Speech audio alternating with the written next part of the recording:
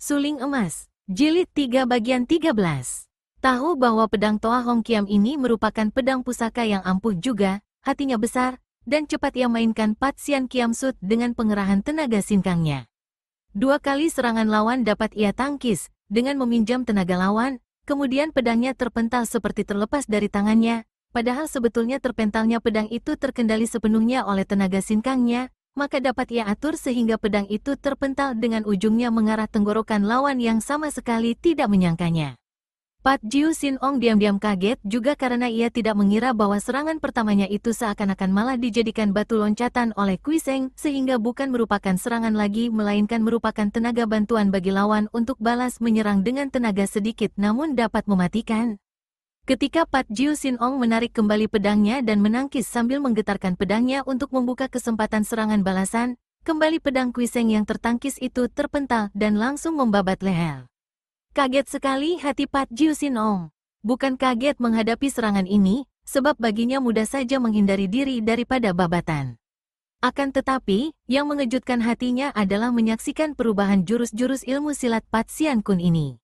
Ia mengenal bahwa semua gerakan Kui Seng adalah benar-benar Pat Sian Kun.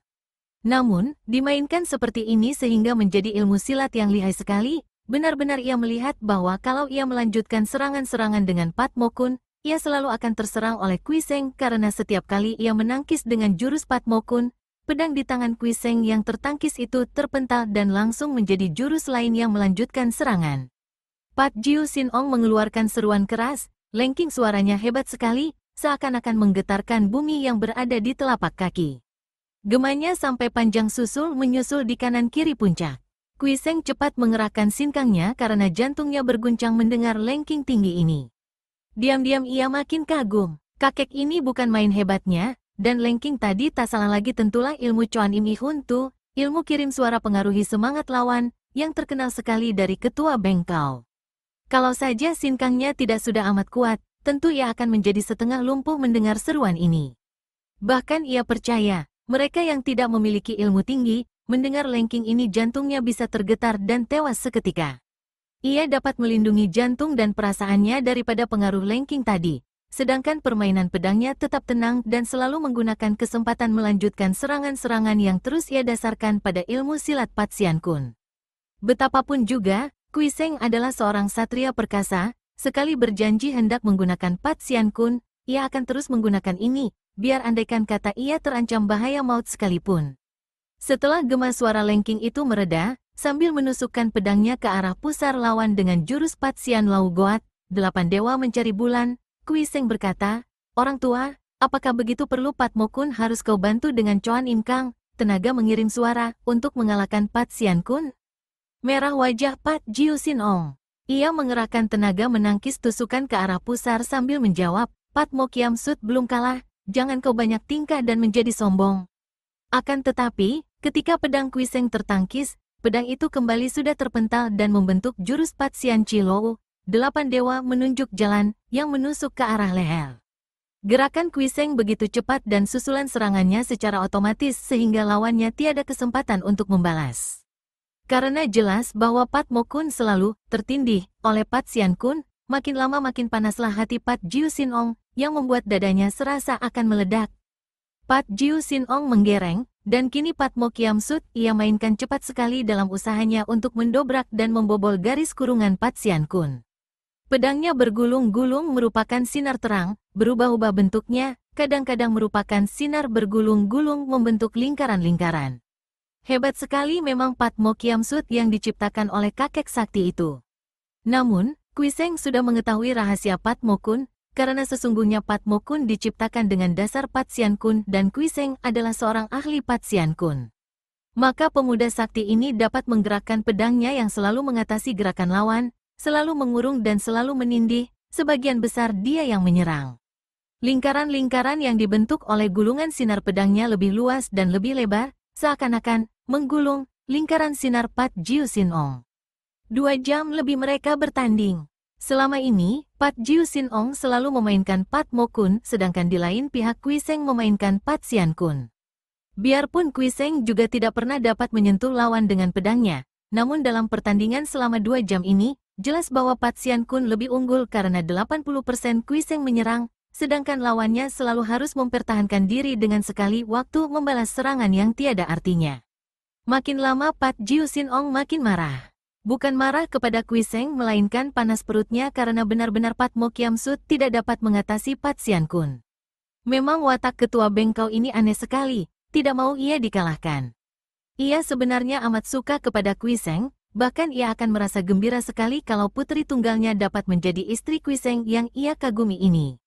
Akan tetapi, kalau ia harus kalah, nanti dulu. Watak ini pula agaknya yang menurun kepada Lucian.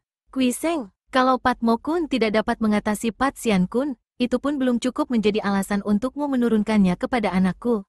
Apa artinya Pat Xian Kun yang biarpun sedikit lebih unggul daripada Pat Mo Kun? Jika Pat Xian Kun dapat mengalahkan ilmuku yang lain, bukan hanya Lucian, aku sendiri akan membuang semua ilmu silatku dan hanya mempelajari satu macam ilmu saja, yaitu Pat Xian Kun. Setelah berkata demikian, kakek itu kini memutar pedangnya sedemikian hebatnya sehingga gulungan sinarnya bergelombang datang hendak menelan Kuiseng. Di samping gelombang gulungan sinar pedang itu, masih terdengar angin menderu menyambar ketika tangan kiri kakek itu ikut menerjang dengan dorongan-dorongan jarak jauh yang mengandung angin pukulan kuat sekali. Hei, orang tua, apakah kepalamu kebakaran? Hati boleh panas, kepala harus tetap dingin. Kuiseng sibuk sekali memutar pedangnya untuk melindungi diri sambil mengucapkan kata-kata memperingatkan. Hahaha, orang muda, kau mulai takut. Kata-kata takut adalah pantangan bagi semua orang gagah, tak terkecuali Kuiseng. Mendengar ia disangka takut, hatinya panas sekali. Siapa takut, bentaknya, dan pandangnya berkelebat-kelebat dalam usaha membalas serangan. Namun, Pat Xian Kiam Sut kurang lengkap kalau harus melayani gelombang serangan ilmu pedang itu, apalagi masih dibantu dengan sambaran angin pukulan tangan kiri yang demikian ampuhnya. Kuiseng masih terus mempertahankan dengan permainan Pat Xian Kiam Hoat. Biarpun ia mampu membendung gelombang serangan, namun ia terdesak dan harus mundur-mundur ke arah jurang hitam. Suling emas, jilid 3 bagian 14. Hahaha, Kim Moeng, begini sajakah kepandaianmu? Apakah kau hanya mengandalkan Pat Xian Kun untuk menjagoi dan mengangkat nama sebagai seorang pendekar sakti? Hahaha, sungguh lucu. Pat Jiu Sin Ong tertawa bergelak. Kuiseng, biarpun sudah menerima gemblengan semenjak kecil, namun ia tetap masih seorang pemuda yang kalau dibandingkan dengan Pat Jiu Sin Ong, tentu saja kalah pengalaman dan kalah cerdik. Ia tidak mengira sama sekali bahwa kakek itu memang sengaja menyerangnya dengan ilmu silat pilihan untuk mendesaknya, dan sengaja pula memanaskan hatinya agar ia suka menggunakan ilmu simpanannya. Kakek yang haus akan ilmu silat itu menggunakan semua ini untuk memancing keluar ilmu-ilmu simpanannya. Kuiseng tidak menduga akan hal ini, maka mendengar ejekan itu ia lalu berseru keras, dan tiba-tiba muncul angin yang mengeluarkan suara bersiutan menyambar dari tangan kirinya yang sudah mengeluarkan kipasnya. Kini ia merasa dirinya lengkap. Tangan kanan memegang pedang memainkan Pat Xian Kiam Hoat, sedangkan tangan kiri memegang kipas memainkan ilmu kipas Lo Hai San Hoat. Bukan main hebatnya, namun, pasangan ilmu pedang dan ilmu kipas yang selama ini mengangkat namanya sehingga ia dijuluki Kim Moeng hanya dapat membendung gelombang penyerangan Pat Jiu Sin Ong saja, tanpa dapat banyak membalas. Karena ia tidak ingin terdesak terus ke pinggir jurang yang hanya tinggal 3 meter di belakangnya, terpaksa Kuiseng merubah gerakan pedangnya. Kini pedangnya mulai memainkan ilmu pedang Kep Jit Seng Kiam yang jarang ia keluarkan karena ilmu pedang ini merupakan ilmu pedang rahasia yang menjadi intisari daripada ilmu pedang simpanannya. Melihat pemuda itu mengeluarkan ilmu pedang simpanannya, diam-diam hati Pat Jiu Sin Ong menjadi girang sekali. Ia tahu bahwa mengalahkan pemuda ini bukan merupakan hal mudah, dan memang tiada maksudnya untuk dapat mengalahkannya cepat-cepat sebelum menguras dan mempelajari ilmu-ilmu pemuda ini yang benar-benar merupakan ilmu pilihan. Hebat pertandingan itu, dan diam-diam Kuiseng harus mengakui bahwa selama hidupnya, baru kali ini ia menemui tanding yang luar biasa kuatnya. Bahkan harus ia akui bahwa kalau dibandingkan dengan Ban Pilocia, ketua bengkau ini lebih kuat sedikit. Biarpun ia telah mengerahkan kepandaian dan tenaganya, tetap saja ia tidak mampu mendesak ke tengah. Apalagi ketika tiba-tiba ia teringat akan watak gila kakek ini yang ingin mengumpulkan semua ilmu hebat di dunia sehingga Kuiseng yang sadar bahwa ia sedang dipancing, cepat-cepat mengacaukan gerakan Kep Jit Seng Kiam itu dengan ilmu silat lainnya. Melihat perubahan ini, hati Pat Jiu Sin Ong yang tadinya kegirangan menjadi kecewa. Timbullah kemarahannya sehingga ia memperhebat permainannya untuk mendesak dan menekan Kui Seng agar pemuda itu terpaksa mengandalkan Cap Jit Seng Kiam lagi. Sekarang waktu sudah berjalan 3 jam lebih, dan subuh mulai membayang. Pada saat Kui Seng terdesak hebat, tiba-tiba pemuda ini berseru keras dan terhuyung-huyung ke belakang. Tadi, ketika ia sedang sibuk mempertahankan diri menghadapi gelombang serangan, tiba-tiba telinganya menangkap bunyi mendesir dari arah kiri. Ia terkejut sekali, maklum bahwa ada senjata rahasia yang amat halus menghujaninya. Cepat ia mengebutkan kipasnya dan berhasil menyampuk banyak sekali jarum-jarum halus, akan tetapi sebatang jarum masih berhasil memasuki pundaknya, mendatangkan rasa sakit sekali. Pundaknya seketika menjadi kaku dan setengah lumpuh, juga timbul rasa gatal yang membuktikan bahwa jarum itu mengandung racun jahat. Kui Seng terhuyung ke belakang dan terpaksa melepaskan pedang di tangan kanannya yang sudah menjadi lumpuh. Pada saat itu, kembali ia dihujani jarum yang lebih banyak lagi. Dalam keadaan terhuyung ini, Kui Seng yang maklum bahwa jarum-jarum itu amat berbahaya, menyampuk dengan kipasnya sambil melompat mundur. Akan tetapi ia lupa bahwa ketika ia terhuyung-huyung ke belakang tadi, ia telah mendekati jurang sehingga jarak 1 meter.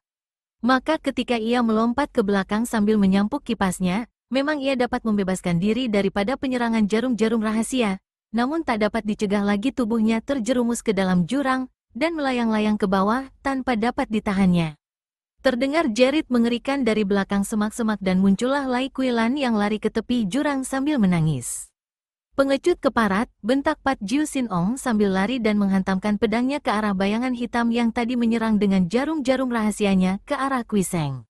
Lo Qian Wei, saya membantumu. Bayangan itu yang bukan lain adalah Bai San si orang hitan, mengelak sambil memprotes. Akan tetapi, Pat Jiu Sin Ong Liu Gan tidak mempedulikan protes ini. Siapa butuh bantuanmu? Kau pengecut curang patut mampus. Pedangnya menyambar lagi, akan tetapi alangkah herannya ketika bayangan hitam itu kembali dapat mengelak. 2 kali serangannya dapat dilahkan. Ini tandanya bahwa orang muda ini bukanlah orang sembarangan. Siapa kau? Bentaknya. Menahan serangannya karena gerakan pemuda itu menarik perhatiannya, membuatnya ingin tahu siapa gerangan pemuda yang dapat mengelak sampai 2 kali ini. Saya bernama Bai San dari Hitan, musuh besar Kui Seng. Keparat orang Hitan, kau telah bersikap pengecut. Kembali Pat Jiu Sin Ong menyerang, kali ini lebih hebat. Bai San gelagapan dan maklum bahwa ia tidak boleh main-main menghadapi kakek ini, maka ia cepat melompat ke belakang dan melarikan diri dalam gelap. Pat Jiu Sin Ong mengejar sambil memaki-maki. Sementara itu, Liu Lucian yang pucat mukanya menyaksikan Kui Seng terjerumus ke dalam jurang hitam yang hanya dapat berarti maut, merasa heran melihat seorang gadis pakaian putih lari ke tepi jurang sambil menangis. Ketika ia mendekat, ia terkejut mengenal wanita itu sebagai wanita pakaian putih yang ia hadapi di atas genteng gedung dalam benteng Jenderal Kam Si-ek, gadis yang menjadi suci, kakak seperguruan. Kam Si-ek, pada saat itu, Lai Kuilan membalikkan tubuhnya. Dengan pipi basah oleh air mata, ia mendamprat Lucian. Gara-gara kau, dia celaka. Lucian yang ingat bahwa gadis itu adalah kakak seperguruan Kam Si-ek yang dikaguminya, menjawab halus, Cici yang baik, kalau memang sejak tadi kau mengintai, tentu kau maklum bahwa bukan aku maupun ayahku yang membuat Kui Seng terjerumus ke dalam jurang, melainkan seorang yang mengaku bernama Bai San dan yang sekarang dikejar-kejar ayah. Akan tetapi, engkau, bagaimana kau mengenal Kui Seng dan mengapa pula kau menangisinya? Tiba-tiba wajah Kuilan menjadi merah sekali. Dia seorang gadis yang jujur, maka dengan menambahkan hati ia berkata, Kui Tai Hiap telah menolongku dari si laknat Bai San. Aku berutang budi, berutang nyawa dan kehormatan kepada Kui Tai Hiap. Biarpun kau telah menyia-nyiakan cinta kasihnya, berlaku kejam kepadanya, namun aku. Ia menangis lagi.